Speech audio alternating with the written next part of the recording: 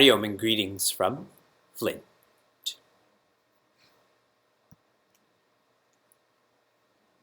What is the greatest misery? This is a question that is asked in Ramayana, and the answer that is given is poverty. The greatest misery is poverty.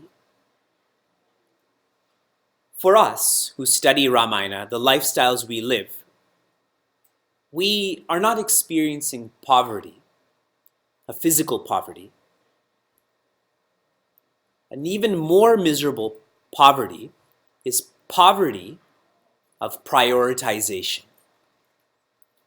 Not knowing what's important is the greatest misery. Because you're putting in all of these resources and time and effort towards that which you don't know is important or not. Yes? And when we are unclear about what's a priority, when we lack this viveka, our lives become gossip-oriented. Because I'm not focused on what's important, I keep focusing on what's not important. He said this, she said that, that person's not here, that person is here, that person's house is like that. In our scriptures, when someone is gossip-oriented, when a human is gossip-oriented, in their next lifetime, what do they become? Frogs. Because frogs are always croaking about nothing. So when I don't know what's important, then I'm not so different. At the end of Ramayana, one of the final messages is Sata Pancha. That's all that's shared. And the elaboration of this message is, now that one has studied thousands of lines of Ramayana, Sata Pancha means Shata, which is 100, and Pancha means 5. That if you study the final 105 sentences of Ramayana, you will have tuned into all of Ramayana. But Sata Pancha also means 7 and 5, correct? So the idea is if you study 5 lines, 7 lines, you will know all of Ramayana. And Sata Pancha also means Sarpancha. You know, in the villages in Bharat, the Sarpancha is the leader, is the one who's given a priority. That message is to make Rama a priority, to make joy a priority in one's life. Goswamiji has done this, and so he shares Payo Parama Bishrama. Payo means I've gained. Parama means the highest, the absolute, the final. Bishrama really means Vishrama, which is rest. We are achieving the highest restlessness, correct? Despite all we do, there's no rest. It's like the more we do, the more we do. Where is the rest? Where is the completion? Where is the enlightenment? As long as we don't know what's important, this is our fate.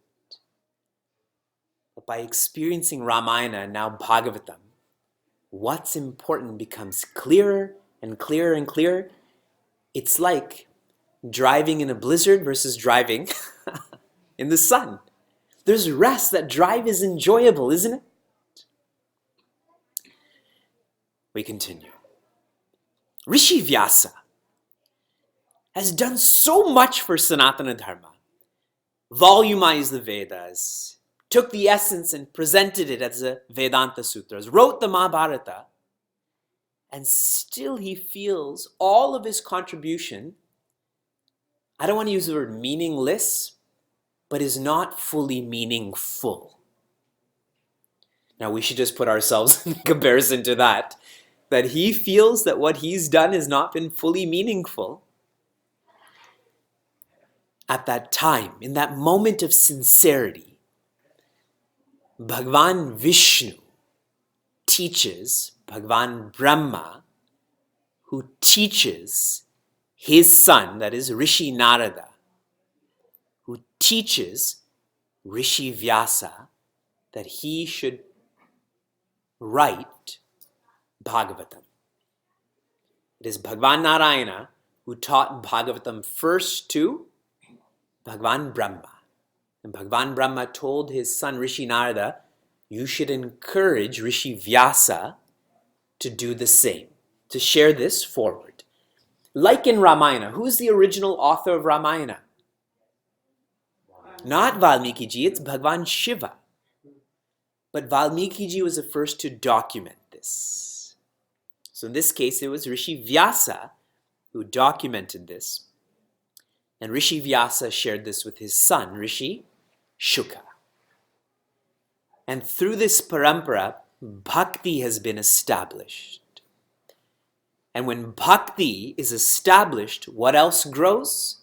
Vidya and Vairagya, her sons. We've studied all of this. Now we change scenes. Shaunaka Rishi. Shaunaka Rishi, or Rishi Shaunaka, is the ultimate householder. If we can think of a role model in our lives, it is Rishi Shaunaka. What he's done to every strata of society is unparalleled. But he and 88,000 rishis or seekers, they too are realizing that there has to be more than what they've been doing. And so they turn to Sutaji and ask him to guide them towards more meaning. So Sutaji is the son of Rishi Romaharshana, and sometimes he's known as Lomaharshana, who is a disciple of Rishi Vyasa. So Sutaji shares with Rishi Shaunaka what meaning is. And meaning again is bhakti. Okay, so here's another scene. Shaunaka Rishi is asking Sutaji, who is learned from Romaharshana Rishi, Lomaharshana Rishi, who is the disciple of Rishi Vyasa. And now one more scene. The Sanata Kumaras are about to teach Rishi Narada, who's about to begin his Bhagavata Saptaha, to bring those two old men, Vidya and Vairagya, to life. Have you connected all of the dots so far? Okay. Now some more thoughts. Whenever you do anything for entertainment, what eventually happens when you do something for entertainment? What eventually happens? You get tired, isn't it?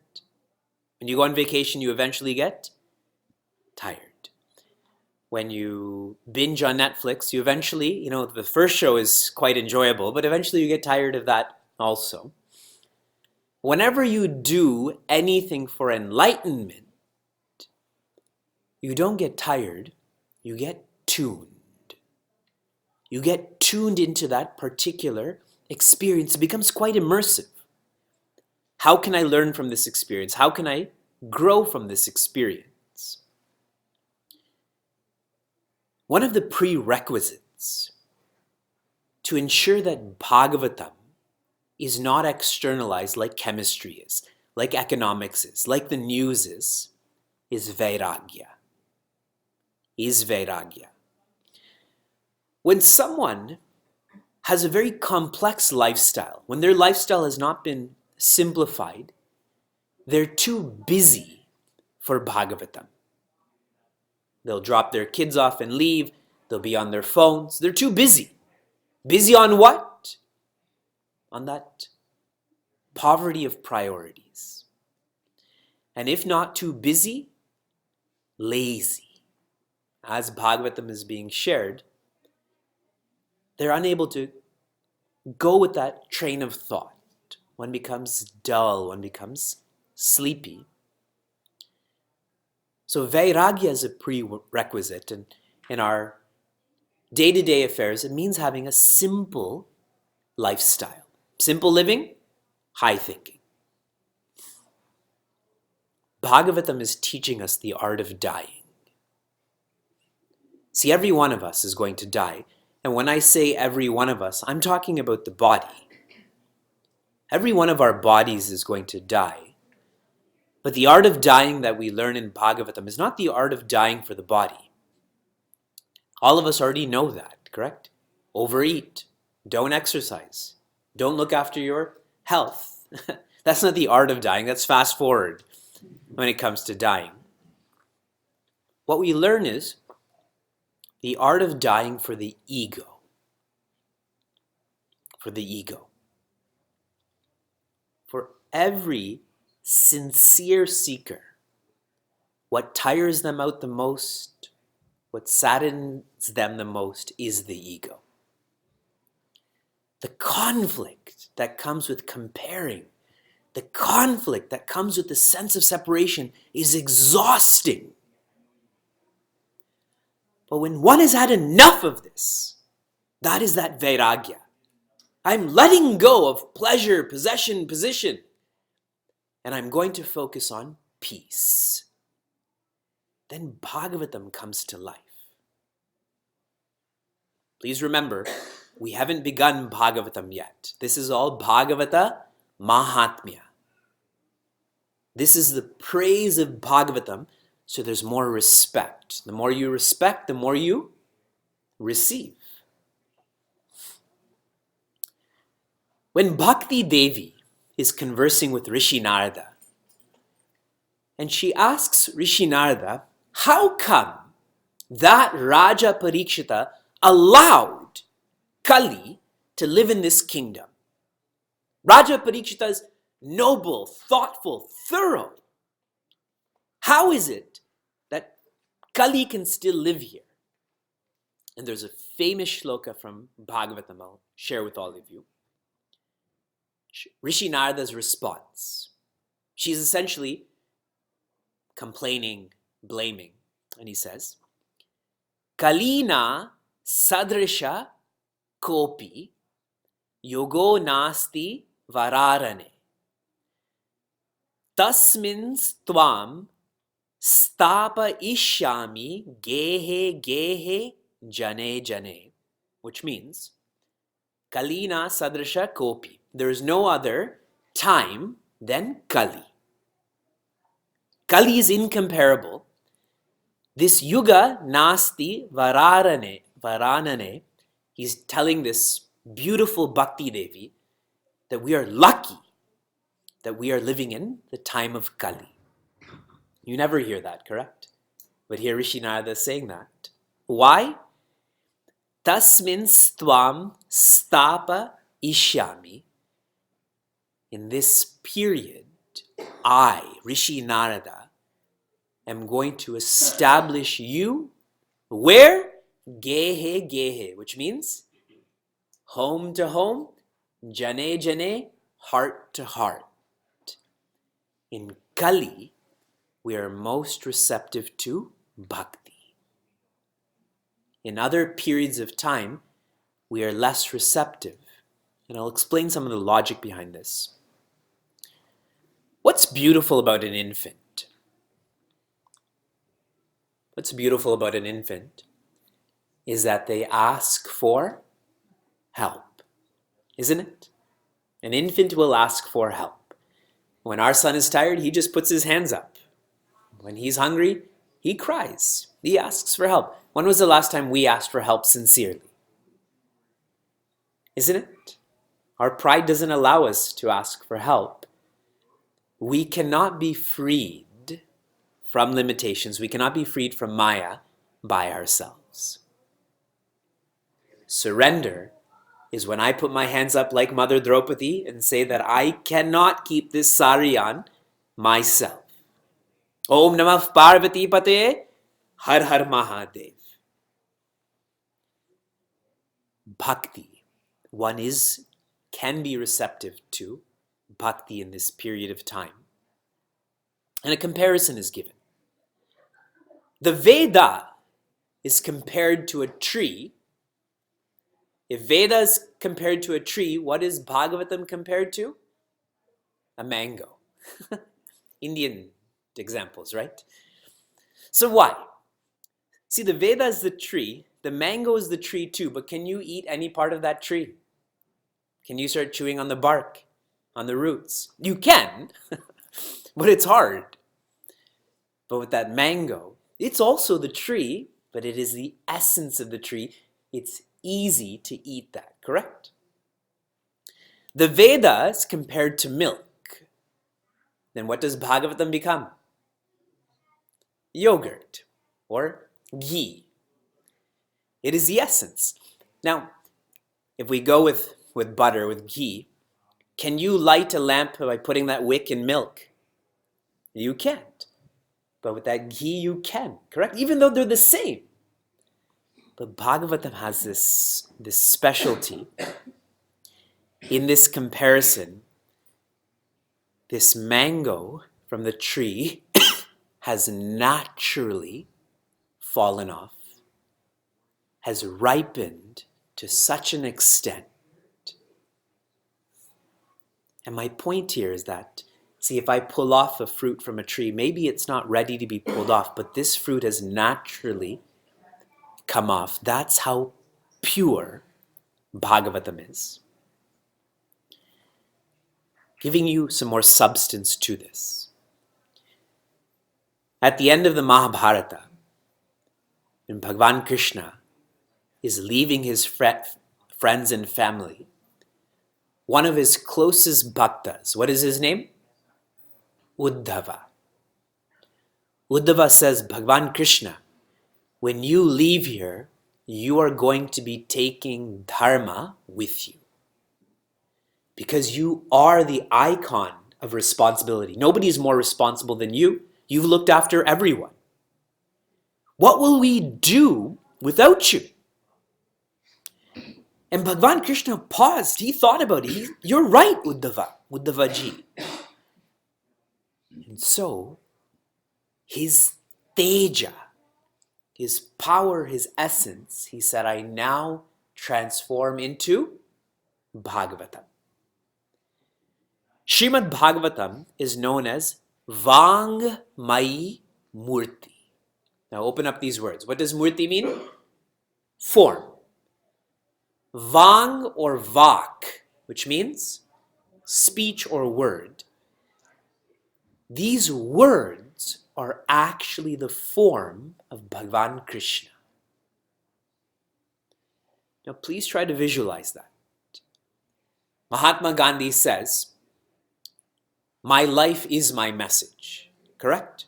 So if I observe his life, it's the same as him speaking to me. Srimad Bhagavatam is Vangmayi Murti as you're part of this course to try to feel that you are directly listening to Bhagavan Krishna. Not this form, not Zoom, the teachings directly from Bhagavan Krishna. For that person who has that trust, in that very moment one will be enlightened. Because you would have had Ishvara Darshan. By having this trust that Bhagavan Krishna is directly speaking to me, Bhagavatam is all about the Nama and Rupa of Bhagavan. Bhagavan's name is given a lot of emphasis. Bhagavan's form is given a lot of emphasis. That Nama and Rupa is really like an access card to the Guna and Dhamma. The more I hear Bhagavan's name, the more I see Bhagavan's form, I start to think of Bhagavan's quality. And as you think, so you develop, so you go. If you're tuned into the Creator's Guna, you go to the Creator. Again, lots of praise for Bhagavatam, a lot of respect. What is shared in another section. If you have a Chintamani, in English, what is the Chintamani called? All of our Harry Potter readers. The philosopher's stone. The philosopher's stone can turn anything into gold. If you have a chintamani, you become the owner of bhumi. You become the person who owns this world. Isn't it true? Isn't Apple the owner of this world right now? They have the most gold. They're the first $1 trillion corporation. They decide what happens in governments, isn't it? If you have the kalpataru, kalpataru means the wish-fulfilling tree. That anything you wish for will come. You become the owner of swarga. You get to go to heaven. In heaven, how old are all of the devas, all of the males? Fixed at 22 and a half. Imagine. And all of the devis, 16 and a half. So, you become the owner of swarga. And if you have Bhagavata, if you have the Guru Shishya Parampara, you become the owner of Vaikuntha. What is significant about Vaikuntha? Bhagavan Vishnu lives there. So what? It's cold, right? Vaikuntha means Vi Kuntita, where Maya becomes blunt, where Maya becomes extremely dull, is the word Vikuntita, which becomes Vaikuntha, where Maya has no access, where Maya has no power. How? Bhagavata. This is all the Dhamma of Bhagavan. I'll share another framework. I read somewhere that Brahma, Vishnu, and Mahesh, we chant that, right? Gurur Brahma, Gurur Vishnu, Gurur Devo Maheshwaraha. Lord Brahma is Rajasic. He is the icon of Rajas. He's always creating. He's always doing something. Again, keep this in the right context. Bhagavan Shiva is the icon of Tamas. He's always doing nothing. Bhagavan Brahma is doing everything. Bhagavan Shiva is doing nothing. So Tamas. So then Bhagavan Vishnu becomes the icon of Sattva. A sattvic person is like a santa. A santa is someone who will undergo suffering so that others don't experience that suffering. Now, why is Bhagavan Vishnu the icon of Sattva? He has 3 vehicles, 3 vahanas. What is one of his vahanas? What is his fastest vahana? Garuda, correct? You see Bhagavan Vishnu on Garuda, that if we need help, he will be there. One more of his vahanas is Shesha. Bhagavan Vishnu is sometimes flying, sometimes reclining, that if we need that help, he will be there too. And his last is the Padma, or the lotus. Even without Garuda, without Shesha, he's independent. A sattvic person will do what it takes to help those. Bhagavatam is Bhagavan Vishnu. Whatever help we need in life will come through Bhagavatam. This is some of the Mahatmya. Now we'll go to the Katha somewhat. Remember Rishi Narada was chanting the Veda, was chanting Bhagavad Gita in the ears of those boys. And what happened to those boys? They kind of opened their eyes halfway and then went back into their stupor. It's like us with our snooze button, no? We open our eyes halfway to see what time it is and back to sleep. So Rishi Narada was quite confused by this. And there is an Akashvani. There is a message from creation that says, you have to engage in a sat karma to be able to awaken vidya and vairagya. Sat karma means a noble action. So Rishi Narada starts wandering around again, asking knowledgeable people, what satkarma do I do? Here I'm teaching the Veda, I'm teaching Bhagavad Gita, and still they're not awakening. Now, if you're paying attention, let's go back. Who was the original conceiver of Bhagavatam? The first person to think of this? Bhagavan Vishnu. Who did he teach it to? Bhagavan Brahma. Who did Bhagavan Brahma teach this to? Rishi Narada, his son. And Rishi Narada encouraged who to document this? Rishi Vyasa. So now all of a sudden, Rishi Narada is told to engage in satkarma, but he doesn't know what to do. Even he forgot what will really bring them to life. And it is at that time that he meets these Sanata Kumaras, who are his elder brothers.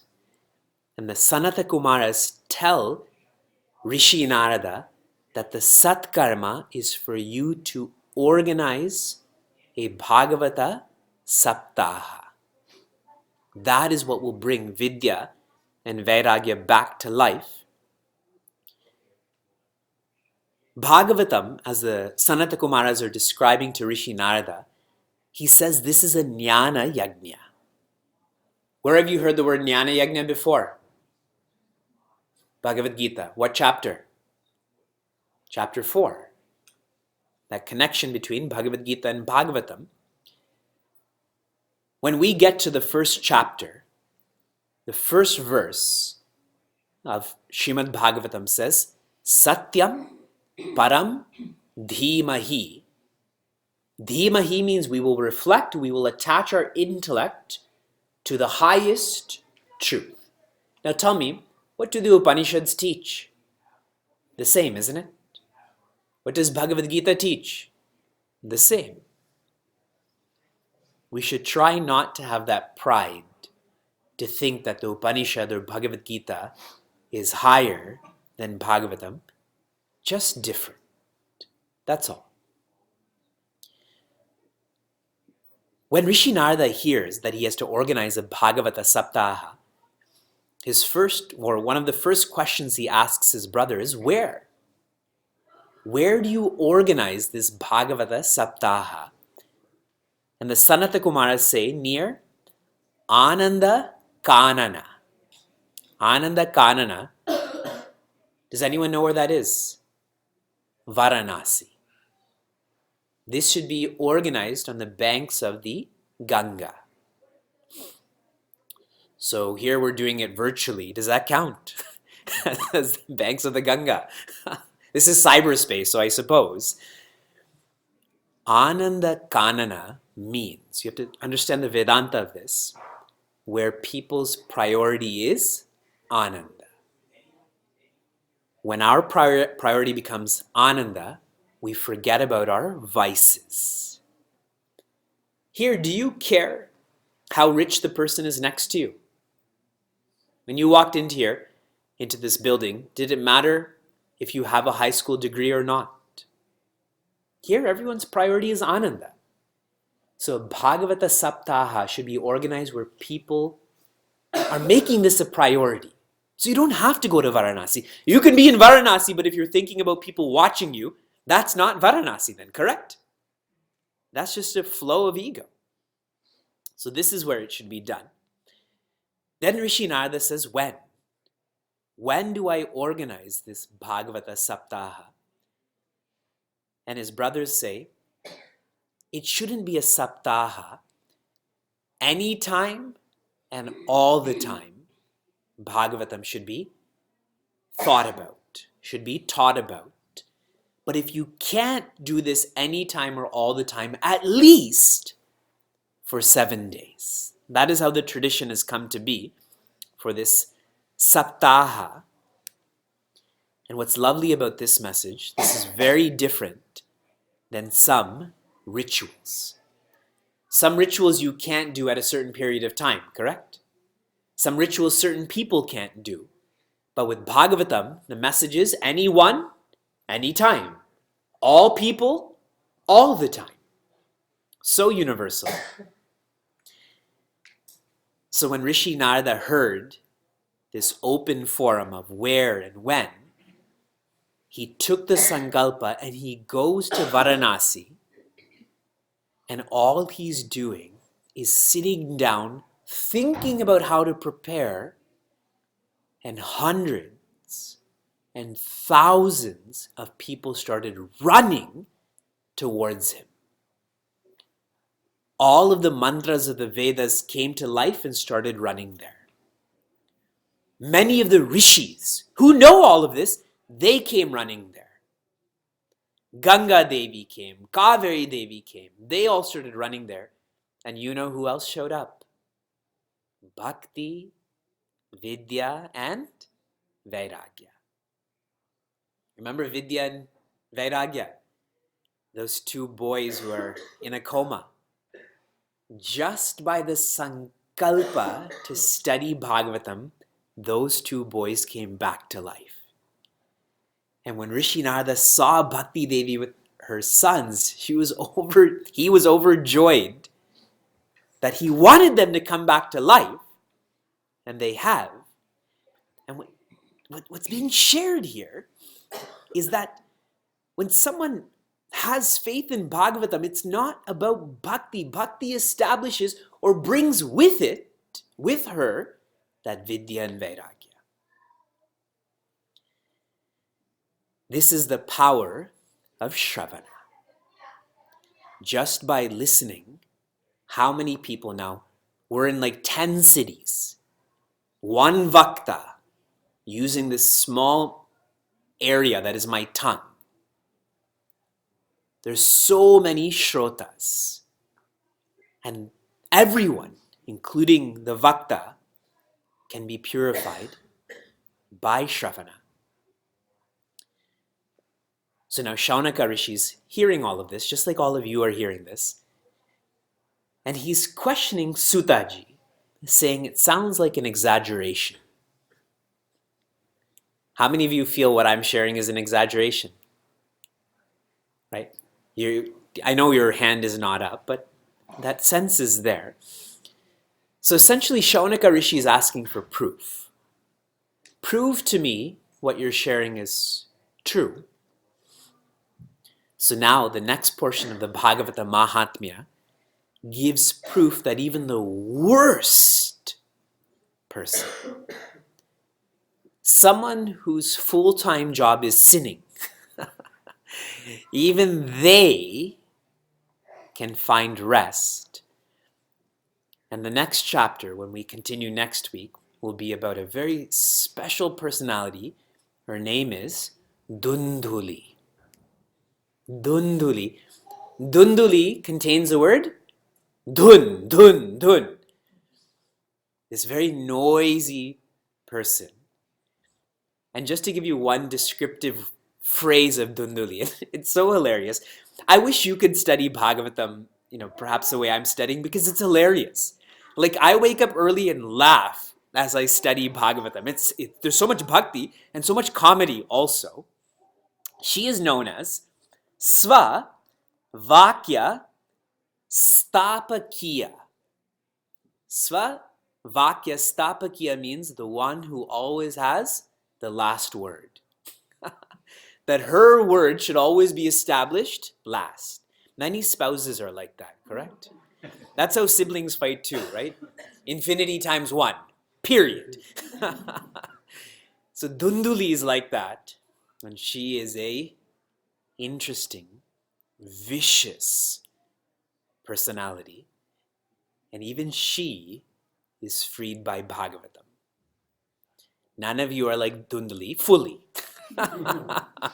we all have traces of Dunduli, but none of us are fully like Dunduli. So if she can be freed, we can definitely be freed. And earlier I was sharing with one of our sadhakas here. Every birthday of yours, you should feel more clearly that this is going to be your last lifetime. That would be the best gift you can give to yourself. We just chanted a birthday prayer here. that every birthday you know for sure, more and more and more, that this will be your last lifetime of sorrow. For all of us, and I say this in no exaggeration, this is the key to the door that is enlightenment. This is the key that will lock samsara and open sambandha. This is Bhagavan Krishna who is speaking to us.